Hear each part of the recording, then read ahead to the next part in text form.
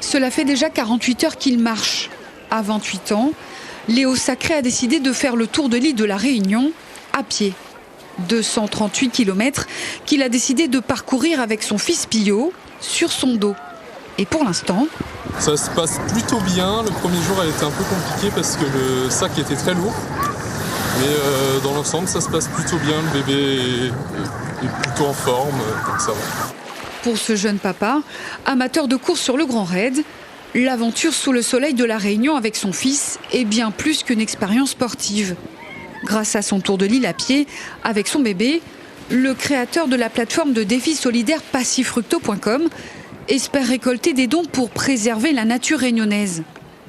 L'argent qu'il récoltera pour ce challenge sera versé à la SREPEN, l'association pour l'étude et la protection de l'environnement de l'île. 100% des dons récoltés vont directement à la SREPEN sur deux sujets principaux. Le premier, c'est repeupler un petit peu l'île d'espèces endémiques en termes de plantes.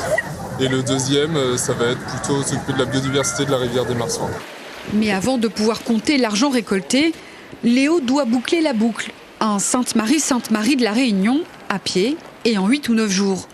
Un challenge pas si évident à relever lorsqu'on a comme principal coéquipier un petit bout de chou de moins d'1 an qui réclame un peu plus de pause. Il chouine pas trop, donc pour l'instant il n'y a pas de problème. Le plus compliqué c'est les nuits, puisqu'il est dans des endroits qu'il ne connaît pas, c'est pas toujours facile. La veille justement, c'est dans cette maison de plus d'un demi-siècle, en bord de mer, qu'ils ont passé la nuit avec son fils. Une maison dans laquelle vit Marie, une adhérente de la SREPEN, qui a voulu s'impliquer modestement dans le projet de Léo. Parce que depuis toujours, on a voulu protéger la Réunion. Les oiseaux, les cirques, tout ça là, quoi. C'est une perle, ça, dans le sud de l'océan Indien. La Réunion, une perle dans le sud de l'océan Indien qu'il faut conserver. Et ça, Léo le sait.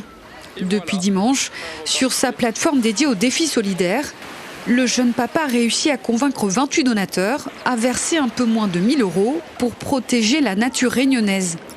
Reste à savoir combien d'autres donateurs il aura convaincu d'ici la fin de son périple.